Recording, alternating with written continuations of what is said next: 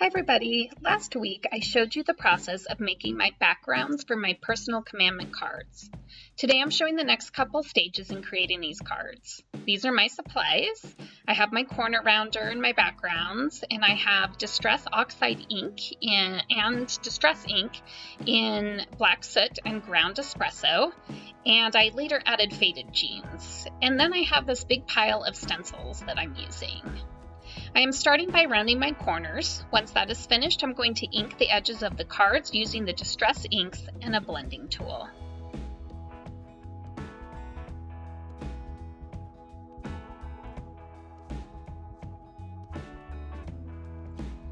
My goal for the next step is to create a solid space on the cards where I can add the words and the lettering and have them be easily visible.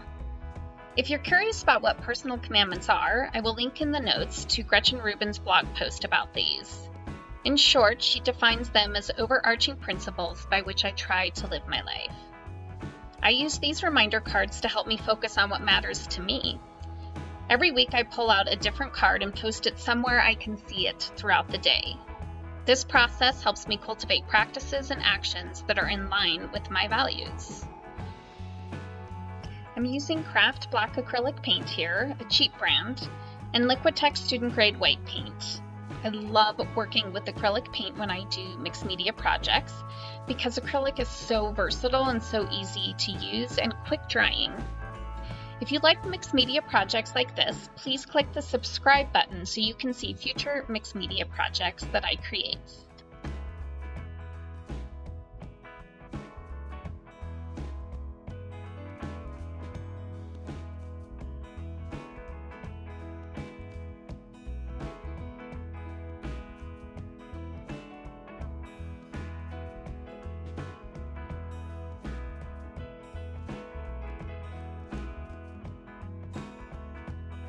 This stencil is a Dina Wakley stencil. It is so great because it comes with both the stencil and the inside mask, so you could use it either way. I really love this stencil.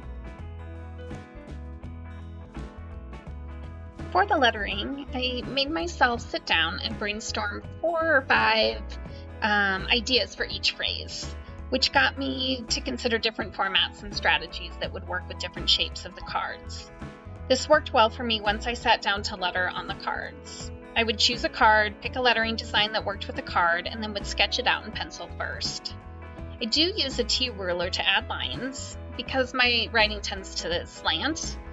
Once I use the ruler to mark out the middle of the background shape, I can draw out the letters. This helps me make sure that I have it properly centered and don't end up with words squished over on the right side. Does that ever happen to you? I always tend to end up with words squished over at the end. This card says be you, and I also have another personal commandment, which is be authentic. And I went back and forth between trying to decide if I was going to keep both of those because they are a little bit redundant, but they do imply different things to me. The be you implies be okay with whatever you are and however goofy you might be, and don't worry about whether or not people think you're cool or that you fit in. Just be comfortable being you. And be authentic to me is more about being honest, and I know that that's a lot of the same, but I really did feel like it kind of encourages a different kind of authenticity when you say be you, and be authentic is more about honesty and truthfulness both with myself and others.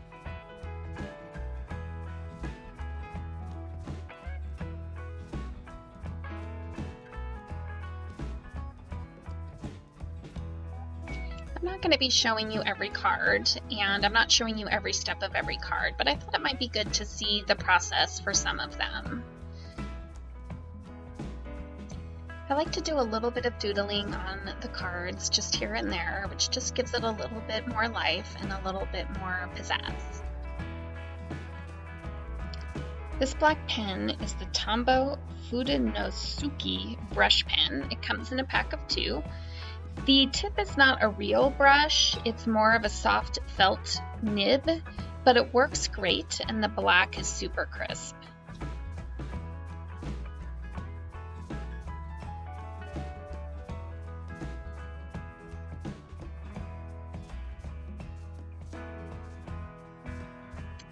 I'm using a Jelly Roll gel pen, and those fatter letters are created with a paint marker.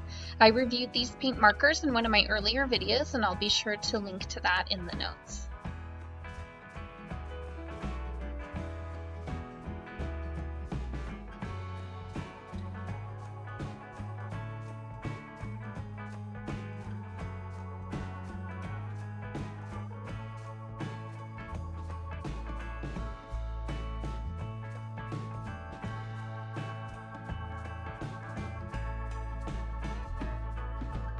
With this next card, I ended up labeling it Reduce, Reuse, Recycle, which I already had a card for it. I don't know what I did and what I was thinking, but I ended up duplicating that phrase.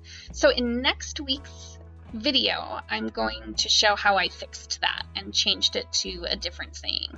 So next week, I'm going to show a little bit more lettering and my final touches that I did on the card. So I'm hoping you'll come back next week and check out those projects.